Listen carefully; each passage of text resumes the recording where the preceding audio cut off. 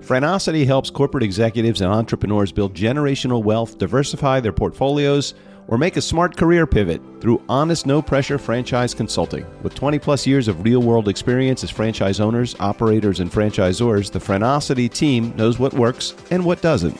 They don't sell franchises, they guide people to the right fit or steer them away if it's not. Learn more at Franosity.com. That's Franosity.com.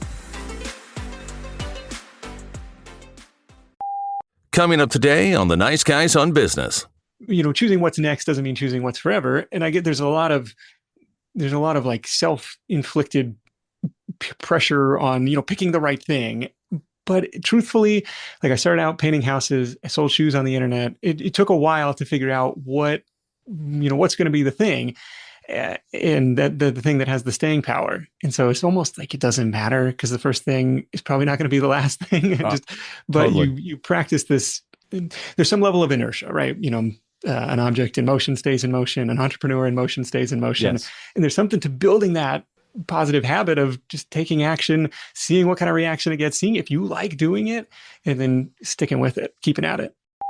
If my calculations are correct, when this baby hits 88 miles per hour, you're going to see the Nice Guys on Business podcast. Go from where you are now to where you could be. Get expert tips to grow your business, to be more productive and more efficient, whether you're trying to build influence, grow your community, or make it rain. Best-selling author of Nice Guys Finish First, Doug Sandler, can lead the way. The Nice Guys on Business is produced by TurnKey Podcast Productions. Now, here's your host, Doug Sandler. All right, Nice Guy community, welcome back. Today it's time to buckle up because we have Nick Loper. He is in the house. He is the chief side hustler himself, host of the Side Hustle Show, and all-around guru of making money outside of the 9 to 5. Nick's got the secret sauce to building an audience, creating an audio gold, and growing your brand without breaking the bank or your sanity. If you've ever wondered how to turn your spare time into cash, this episode is the one that you should be listening to. I'm excited to have him here. Nick, welcome to the Nice Guys on Business podcast. Doug, thanks for having me. Hey, I'm excited to have you. And it's just happenstance that actually put us in front for Nice Guy community. So, as I'm sure I've explained to you many times, we are a podcast production company. I was sitting in on another interview that one of my clients was doing, and I'm like, this guy, Nick, I got to have him on my show, which doesn't happen that often because I have so many highly specialized vertical shows. But when you started talking to Brandon, I'm like, oh no, I got to have Nick on my show. So Well, I appreciate that. yeah, man. So let's start at the very beginning. Maybe the beginning was you're in elementary school, somewhere around there, and you're trying to figure out, like, what do you want to be when you grow up? And I'm sure that it did not just hit you in the head and say, I want to do this. I'm going to be a side hustle expert. So what was it that you always wanted to be when you grew up, and how did you make this right turn? Isn't that weird? Podcaster wasn't really on the list. No, not at all. I went through all of the little kids. Oh, I want to be a professional baseball player. I want to be a teacher because that's what I was exposed to. A little bit later on, and this kind of just hit me somewhat recently. It was like this job shadow that I had in high school was going to the King 5 sports desk in Seattle and get to shadow these like sportscasters and producers. And I was like, wanted to go into media. I was like, I think that would be really cool. And then I was like, I ended up going a completely different direction. And then a friend of mine the other day was like, well, you did kind of end up going into media. Right. And it was like, oh, you're right. It was like never really hit me, but it was super cool because these guys, they had, 5 different TVs with all the different ESPN channels going on in their office, and they're just playing basketball. And they go, it's a slow news. Oh, we're going to go down and back at that time, check out, what's going on at the Sonics practice, see if we can interview somebody. And it was cool. Well, how fortunate are we to be able to do this gig full time, whether it's podcasting or the side hustle, and the podcast is used to support the side hustle. How did you make that turn? I think there's a lot of people that they have, I always tell everybody, look, if you want to come to me as a production company and you have a plumbing outfit, you're not going to start a podcast about baking. You're going to start a podcast about plumbing because there's a direct line between your podcast message and the business that you run. Do you find that what came first, the chicken or the egg, the side hustle or the podcast? And then how did you realize which one would be the better opportunity for you in there? I know I just asked you a bunch of stuff, figure out which, Yeah. where do you want to No, take it? no, this is helpful to unpack a little bit. So very much um, the side hustle came first. For me, it was painting houses in college. It was trying to run an online business while I was working corporate. It was starting a bunch of other side projects, some of which succeeded, most of which did not, before ever turning on the microphone and calling out my Hmm. first guest and saying like, well, maybe $60 mic, corner of the living room. Is anybody going to find this stuff compelling? Because it was born out Right. of Right. a lot of the same questions would turn around and ask the audience when you're looking for your side hustle idea. It was like, what do you never get tired of talking about? What, what do other people come to you for advice for? What lights you up? What are you curious about? What do you have some experience in? And for me, it was like, I love deconstructing those business ideas. Well, how'd Yeah. you come up with that? How'd you get your first customers for that? How'd you figure out how much to charge? Like those kind of questions, of 0 to 1 type of questions, super fascinating. Then back in 2013, and still today, and then in combination with the growth factor of, well, now you got 0 to 1. How do we go from 1 to 10? How'd you grow? How'd you scale? How'd you market? All that stuff, and that's kind of been the driver of the show, and really fortunate for the last several years where that's really been the main focus. The side hustle became the main thing. So there's a bunch of stuff in there that I want to double click on for just a moment. So difference between a side hustle and being an entrepreneur. Again, we'll revisit that in just a second, but I just want to put a pin on that just so we come back to that. Also, just to try to figure out, like, okay, well, how do you know the passion project that becomes the business tends to be the one that people stay in the longest because they have such a passion that drives them. I have a passion for my classic cars. I have a Ford Mustang. I have two old Ford F-250 pickup trucks. I love to restore them. I enjoy them, and I started a podcast about them. Not one that happens very often, but once a month or once a couple times a month, whenever it is that I feel like creating the content. Okay. And I had somebody that was a parts supplier. They came to me and they're like, "Hey, can we sponsor the?" I mean, maybe I leaned into it a little bit. I kind of gave them the suggestion, and then they came back to me and said, "We want to sponsor this." And then I started renting these things out, and then I started promoting the rental of my three classic cars on my podcast, which became a life of its own. And all of a sudden, this thing that was an expense to me started to make money because I was not focused on just the money. Sorry, Mm-hmm. that would maybe a long way for me to come back to. Do you find that people have their most success when they start with the passion instead of being guided by the dollar?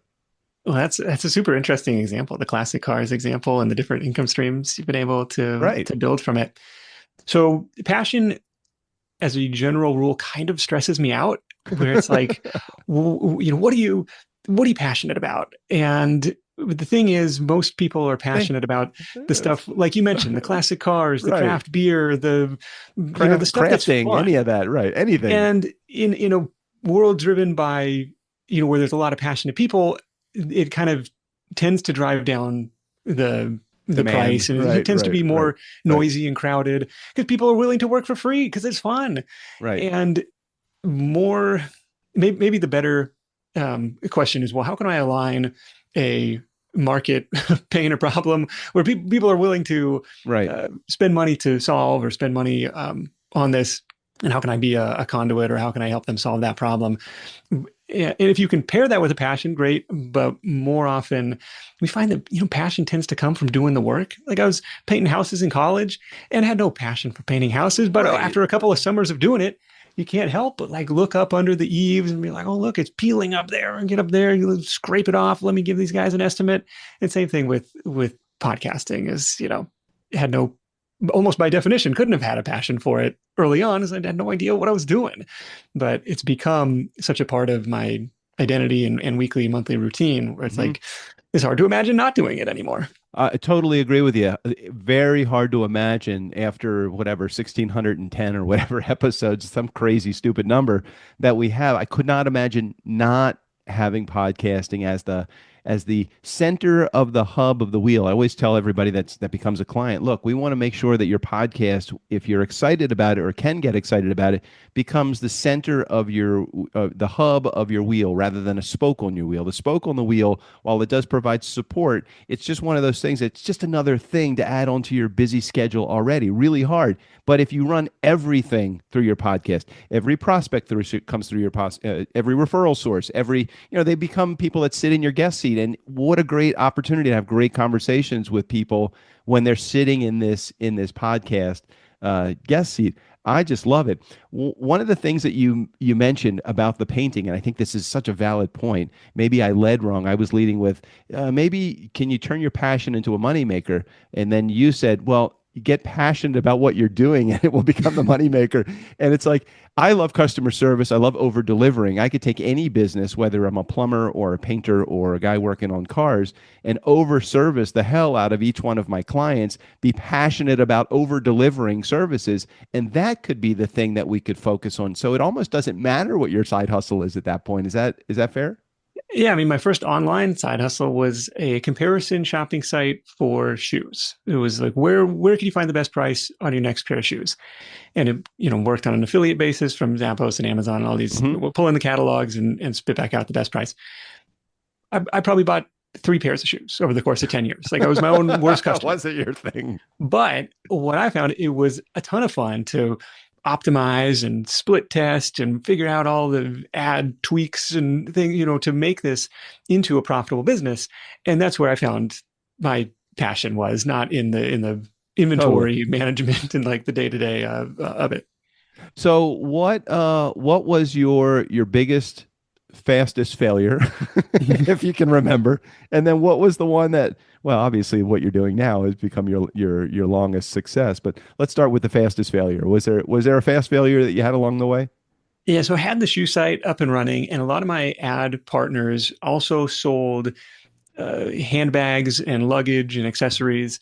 And so my idea, well, the whole idea with the shoe site was like, I'm going to have shoes in the URL. So that's going to appear to be more relevant to the people searching for shoes than the, back in that day, it was like Nextag and Price Grabber, like these big comparison shopping engines. Like, hey, if these guys only do shoes, they must know it better, right? That was the theory. And so it was like, okay, what if we created a similar site, with that same back-end architecture, only this time it's about handbags and luggage and accessories. And it was called Carry My Stuff. It may still exist in the Wayback Machine. Go look it up. But it was ended up being a huge flop because the breadth of advertisers that had these types of products was way more than the niche specific stores that were specializing in footwear. The commissions across the board were lower. It just didn't end up working out. And so had I done a bit more research up front, it could have saved some time and headache and development costs on there. Even though we were recycling a lot of the architecture that we already had, it was still not a profitable venture. So talk about share the infrastructure of what you do and how you do it. People are looking for ideas about, well, what can they do in order to maybe maximize revenue for them or create their own side hustle? What's the model that you're working on that actually creates the revenue for you? Today in the Side Hustle Nation brand. Yeah. So today, the 3 main pillars of the stool are sponsorships on the podcast. It's become a pretty significant income stream, advertising and affiliate relationships through the website and email list. And then the third leg of the stool is kind of my own products and services, which is admittedly a much shorter leg of the stool lately, but working on growing that part of it up. Okay, so if we were to let's say, for the sake of argument, we have 1,000 people that are listening to our podcast that are podcasters themselves. One of the things I always stress with people when they first become a client within our production house is, let's not focus on advertising and sponsorship. We have no listeners. Nobody's going to buy advertising from you. So how did you see yourself making that first step? Did you create your own industry standard as it came to your advertising rates? Did you follow the advertising rates that are, $25 per 1,000 listeners per episode? Or how did you come up with that model so sponsorship became one of those 3 pillars? Yeah, lately it's closer to that, sold through an ad network, and it's probably close to that $25 CPM. Right. Early on, it was more like the Wild West, where it's like, this is a niche audience, whatever you could command. but it was still probably 3 years of producing the show and trying to figure out, is this going to be a thing? It took me a while to realize, to your point, the show, especially a weekly show, because podcast advertising is kind of this game of amplitude Yep. and frequency, like how many people can we reach and how often can we reach them, right? And so if you have a daily show with a big audience, sure, the sponsorship stuff, it really pencils out nicely. But if you have a less popular show and you only do it every week, it's Right. like, this is going to be a little bit more challenging. But what switched the flip, or what flipped the switch for me was um, starting to treat it more as content marketing rather than a business on its own. And so in practice, that was trying to drive email signups from the show. This was about a year and maybe 14 months into it. We started creating these episode specific lead magnets. Like, hey, you're out walking the dog, you're at the gym, you're driving in the car, you're not in a good place to take notes. Meanwhile, my guest is dropping all this great tactical side hustle, how-to information, case study, tutorial type of stuff. Don't worry, we took notes for you. All you got to do is go to sidehustlenation.com/whatever, Right. and you could download those for free. And so that really, really accelerated the growth of the email list. And it was a big turning point for both for the podcast and like the broader Side Hustle Nation business, if that makes sense. Yeah, it totally makes sense. So again, let's talk to those 1,000 people in our audience that are podcasters that are listening specifically to what you just shared about advertising and sponsorship. Do you do things like full brand sponsorship where it's not just you're getting an ad on our podcast, you're also getting an email blast, you're getting social media posts, you're getting LinkedIn lives or any of those? Is that all a part of the model that you share, or is it specifically I'm going to drop an ad on my show for you and that's what your dollars are buying? It could definitely be better about, putting together the full email, social media package. The problem is my social media game is pretty weak. So Right. the bulk of it is just what you said, that mid-roll placement. Got it. Okay, let's go to the second leg of your stool, and you talked about, I think you said affiliates and commissions, correct? Yeah, affiliate relationships and advertising on the website itself. Got it. Okay, so affiliate relationships, Nice Guy Community. So you know what that is. Somebody comes to the podcast, they listen. Nick shares a specific link that has a tie back to Nick's show. They sell something because they heard it on Nick's show. He gets a small piece of the action. He has no deliverable. That's the best part. That's the part I love about affiliates the most. No deliverable, but you have a commission. Yeah, and in some cases, a recurring commission could be like, oh, we record with Riverside, or we edit with Descript, or any number of different podcasting tools and services out there. Where it's like it's almost it's a no-brainer. It's like, this is the stuff we use, we like it. Here's a recommendation. Totally, and that is again another great way to make revenue for your podcast. If you have a podcast, if you don't have a podcast, affiliate marketing through your podcast is not going to happen. Doesn't mean it can't happen if you have an email list or full brand support, again, by social media posts. I'm assuming the answer, very similar to your advertising and sponsorship for affiliate and commissions, there is that it's just podcast announcements only, since your game isn't there where on social media. Is that the same thing? Well, this is where there's a fork in the road for sure, because this is the website side of things, primarily driven from SEO, primarily driven from Google, almost independent of the podcast. In fact, we find the podcast listener is very entrepreneurial. They're in it for the long haul, in comparison to the website traffic, where it's like, people come to the site searching, summer, what are the best summer side hustles to make extra money, or something like very specific, much more transactional. And it's like, okay, they're scrolling down to idea number 5 on the list, and then they're off. And maybe that's an affiliate conversion to go sign up for some, rideshare app or driving app or something like that. And so that side of the business has been admittedly hurt by the last couple of years of algorithm updates and Reddit in the search results and AI summaries, but it's still a significant piece of the pie. What's the next iteration of Nick look like? You have this side hustle gig that you got that's running well. You have the podcast, you have your website. What happens next? I mean, how do we take technology and really advance your business to the next level, or do you not, and just deal with whatever you got going on?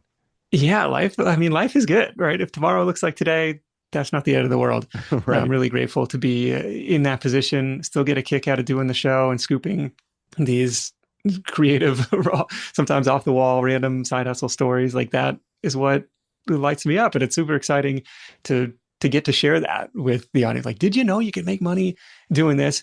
So what am I trying to do? What am I working on? A couple things. One is getting better on the video side, and the bottleneck for me is scripting. It's like we've got this huge body of written content on the site, but how do we, in the light of declining SEO traffic, well, how do we translate some of that so it would be compelling for YouTube? And like I know there's an AI step in there somewhere. Well, how do we take this and turn it into a compelling script? Like, step two is the question Yep. mark there. The other thing that I'm trying to do is, and I've been working with like a Claude custom project for Mhm. this, I guess similar to like a custom GPT, where it's like training it on here's what we recorded, and here's what we ended up cutting from that episode, like the transcript, Right. and here's the new raw recording. What do you recommend? What do you recommend? Trimming this to make it sound like a Side Hustle Show episode. And so trying to get that figured out, because that's where I do spend a lot of my time in post production, is in kind of like marking up the transcripts to say, yeah, we recorded 55 minutes, let's try and cut it down to 45, stuff like that. There's a couple things that hopefully we can accelerate or improve some of the workflows.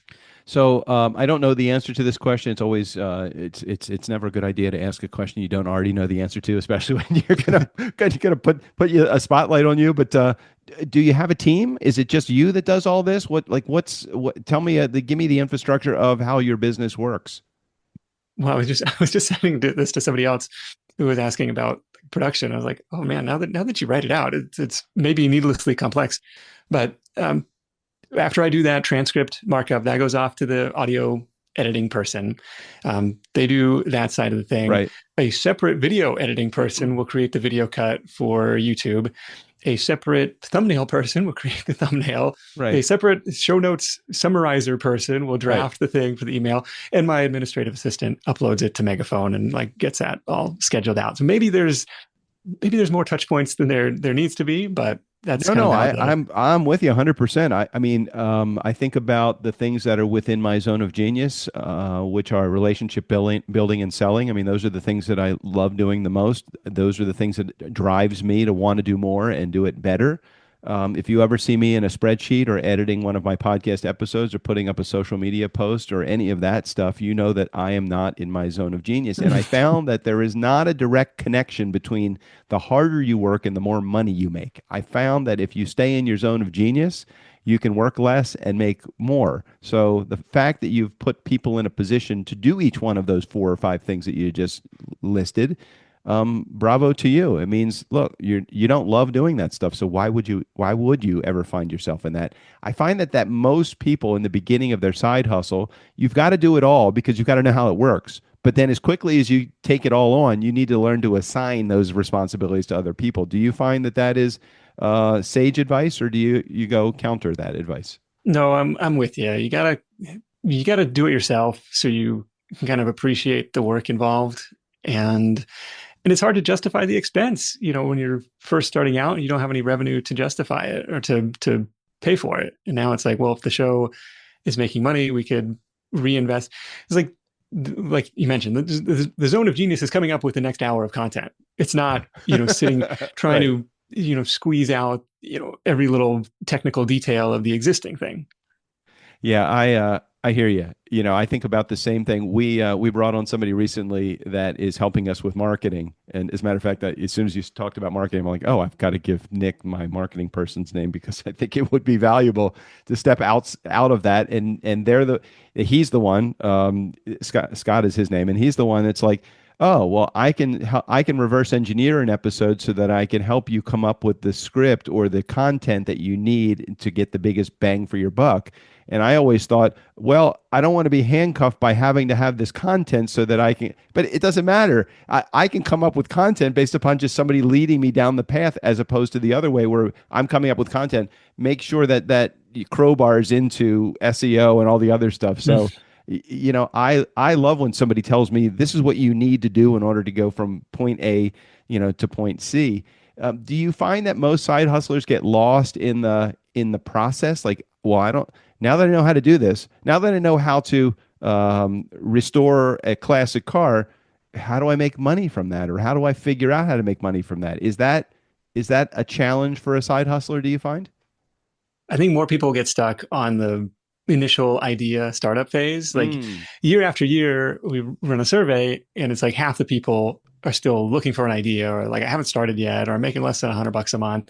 And it's kind of like, well, just pick something. It almost doesn't doesn't matter. matter. It's Right, right. because it's like what choosing what's next doesn't mean choosing what's forever. And I get there's a lot of like self-inflicted pressure on picking the right thing. But truthfully, like I started out painting houses, I sold shoes on the internet. It took a while to figure out what's going to be the thing, and that the thing that has the staying power. And so it's almost like it doesn't matter because the first thing is probably not going to be the last thing. Uh, But totally. you practice this. There's some level of inertia, right? An object in motion stays in motion. An entrepreneur in motion stays in motion. Yes. And there's something to building that positive habit of just taking action, seeing what kind of reaction it gets, seeing if you like doing it, and then sticking with it, keeping at it. I think about I did an interview recently with Sean D. Nelson. He's the guy that was the creator, the founder of Lovesack. He in his side hustle made these huge beanbag chairs that Okay, he okay. sold to some neighbors, for a couple $100 after all the materials were done.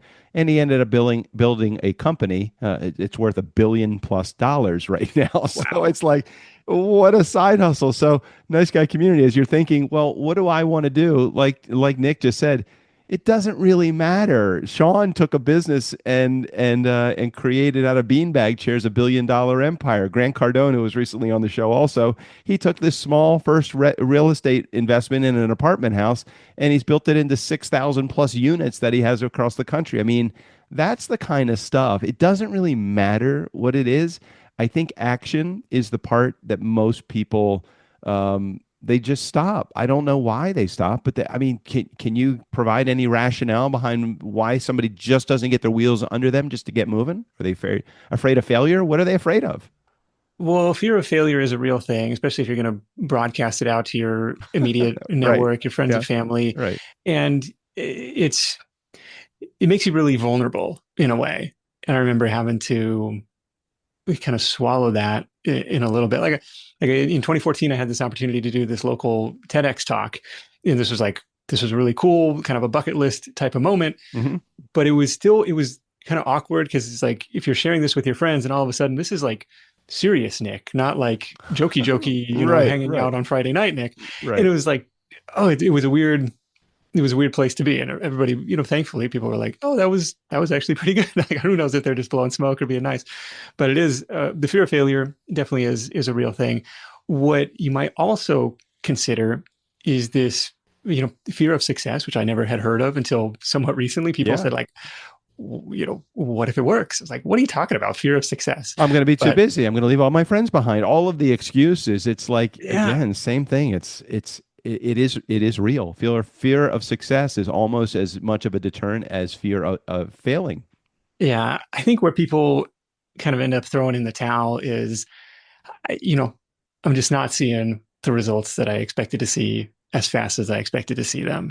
And that everything takes longer than you want it to. And Yeah. it's kind of almost a universal of, and especially if you're only working on it part time, it's like, it might take 2 times as long, 3 times as long as you think it should, but there's some value in keeping at it as long as you don't come to dread the work, right? That's usually my baseline for, Yeah. Yeah. when is it time to throw in the towel? When you come to dread the work. Nobody needs a second job. Nobody needs a side hustle that they like Right. hate working on. And that's not to say like every day is going to be rainbows and unicorns. Like, of course there's hard things to do, but if more days are bad than good, like, okay, moving back to the drawing board, try something else. I just think of, I mean, maybe this is just, and I'm going to come back to that pin in just a second about the difference between side hustle and entrepreneur. I just keep coming back to the, my brain is constantly seeking opportunity. I'm constantly looking for opportunity, whether that's through my podcast or through my car rental business or through we have an Airbnb that was an Airstream. We discovered that it was going to cost about 300 grand to put a second unit in our backyard, which is a big backyard. So instead of that, we spent 15 grand. on buying and restoring an old Airstream. So Nice, super creative. and we took this Airstream, we put a deck on the front. Now it's listed on Airbnb, and now it's like it's going out a couple times a weekend. It's like this is great. I mean, a couple times a month. This is Yeah. great. It's a great opportunity for us to now think about saving the $200,000 and $300,000 that we Mhm. need. But like, why do that? Let's just put a second Airstream on our property. I'm always looking for opportunity. Do you find that that is one of the unique traits, qualities, detriments, whatever you want to consider it, of someone that is a side hustler? Yeah, detriment maybe. For me, that's like It's- for me, that's the mark of a good episode. When I hang out being like, dang, I kind of want to have a vending machine business now, or yeah, yeah. I should totally go do that.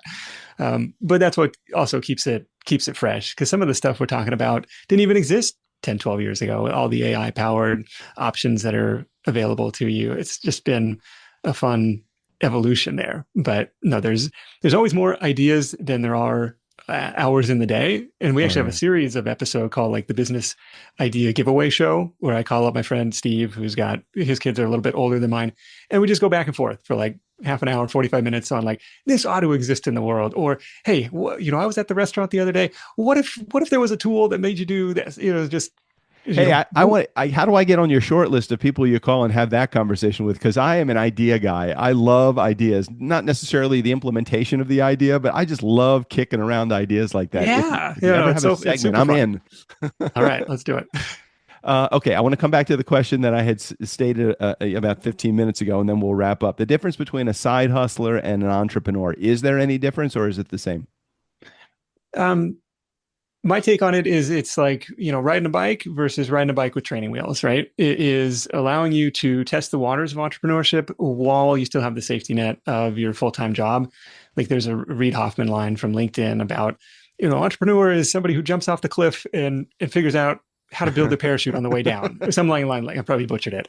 No, that's cool. But and that sounds terrifying, right? Like given the constraints of reality and commitments and jobs and kids and mortgages, like what if we could lower the height of the cliff? Yeah. That's what the side hustle gospel is all about. Like, how do we make that less of an intimidating leap? Start something small, start something low risk, start it on the side, build it up to the point where you're like, okay, now I feel comfortable. And that was it for me, right? I don't think my side hustle, the shoe business, had like fully replaced my day job salary, but it was at least covering my monthly expenses. Right. I felt like confident enough I wasn't going to go backwards, right? And it's like, okay, I'm going to take the leap and do it now. I remember when I spent 30 years, 37 years actually, as my last count. My girlfriend said, "No, you spent more than 30 years doing that." I spent 37 years as a DJ, and it was always a side hustle for me. Well, always in the very beginning, from 1984 to 1997, it was a side hustle. In Okay. '97, I was making probably 50 or $60,000 at my full time job, and I was making $50,000 a year as a Saturday night DJ. Isn't that You know, great? Yeah. it was great. So I had a decision to make. I'm like, I could go all in with this W-2 thing. What the hell am I going to do that for? Or I could Mhm. go all in for the DJ business. And we ended up building a DJ business for the next 20 some odd years after that first 10 or whatever it was, Yeah. building a business that was bringing in 900 gigs a year. So we were doing like millions of dollars in Wow. business. And it's like I love what you just said about having the side hustle be an opportunity for you to, as you're building as you're building your business, you work a full time job. I probably have entrepreneur brain, like I want to own my own business, but at the time it was I have side hustle like fear, the fear of what if I don't make enough money? The two things I did between podcast production, which was the reinvention of my career, from DJing, it was the same thing. I'm like, when am I going to leave my DJ business? Well, as soon as I have my production business, and that Mm-hmm, only took a hmm. couple of years because I understood the dynamics and the steps that I had to take as a side hustler turned into full time entrepreneur. And it sounds like you did a lot of the same thing too. Now, did you ever have a full time gig, or were you always doing side hustle stuff? Yeah, I had a one and only corporate gig fresh out of school. That it lasted 3 years while I was building the shoe business on the side. Well, that is very cool. Did we okay, so we answered the question entrepreneur versus side hustle. I think that I am probably by nature a side hustler, but everybody labeled it was like after 2000 it was always, "Oh, you're an entrepreneur." I'm like, "No, I have this side thing that I have going on. I always wanted this side thing." And maybe there's like, Yeah. it's something about having ownership in something, right? It's that, I'm working for cash flow and profits, but I'm also like, I have equity in this business. And that's something that I don't get from a second job. It's not something that I get at my day job. And there's like this entrepreneurial upside where you can almost double dip if every dollar that you add in monthly cash flow also increase the equity value of the business. And it is a really, really interesting way to accelerate your wealth building. Right. And the other thing that's really cool about it is that you're your own boss. You don't have to worry about, somebody that's watching you punch a clock or concerned about the salary. You're not victim Which to has its own pros and cons. Right? Yeah, no, no doubt, no doubt. It's like your own hours. Well, you can pick the 10 hours a day that you want to work, but you get smarter as you do this too. And I find that yes, you are real. If you're lazy and you're somebody that doesn't want to take action, side hustling probably is not for you. If you're somebody that wants to be driven, you're self-motivated, you don't need somebody standing behind you. Side hustle can be something that could be pretty profitable, which it seems to be the case for Nick. It seems to be the case for me as well. I couldn't imagine going back to work for somebody. I've 40 years self-employed now. I could not imagine having a boss. You? I'm starting to try and do the math on your age because you look quite young. And I'm like, well, how we started the DJ business in 1984. I'm I just turned 60 this year, so 61 this year, and wow, well, you wear it well. Just party for a living. That's all. That's all I do. Just party for a living. That's very cool. Nick, man, I so appreciate you being on the show. I want to share with our listening audience the best ways to get more information, but I don't want to step on you with, hey, go to the podcast, or hey, go to the Facebook site. What's the best way that somebody could have to engage your brand? Yeah, of course, we'd love to have you tune into the Side Hustle Show. 600, I'm not nowhere near close to Doug, but still 600 plus episodes to choose from. Plenty. It is very much the podcast and the website are very much choose your own adventure, right? You don't need to listen in order. It is kind of a question of, well, that sounds interesting. Oh, I want to learn a little bit more about that, and hopefully you pick and choose something that is going to resonate with you, and you go take action and go make some more money. Awesome. And we'll make sure we put a link to not only the podcast, but to his website and to Facebook page and all of that stuff as well. Head over to the show notes so that you can see that. I'm about to do something I probably shouldn't do. Again, putting you on the spot. I want to be on your show, Nick. I don't know how do I get there, but I just want to have great conversation. You're a guy that's so laid back and so chill. Just to have a conversation with you about the excitement of the side hustle gets me excited. So if I ever do get invited, I would graciously say yes. Yeah, we just got to figure out the right hook, the right angle for you, because it sounds like you got a wealth of side hustle experience. Definitely. Well, nice guy community. Thanks for sharing today. Nick, thanks for being on the show. Thanks for, again, sharing your wisdom and your expertise on the podcast. Thanks for being here. You bet. Cheers. Nice guy community. Never underestimate the value of nice. Again, special thanks to Nick Loper. All of his information, including access to his site and his podcast, right there in the show notes. You know how to get there. Just click the link. Okay, Steve O'Brien, go ahead and take us out of here. For the nice guys on business, I'm Steve O'Brien.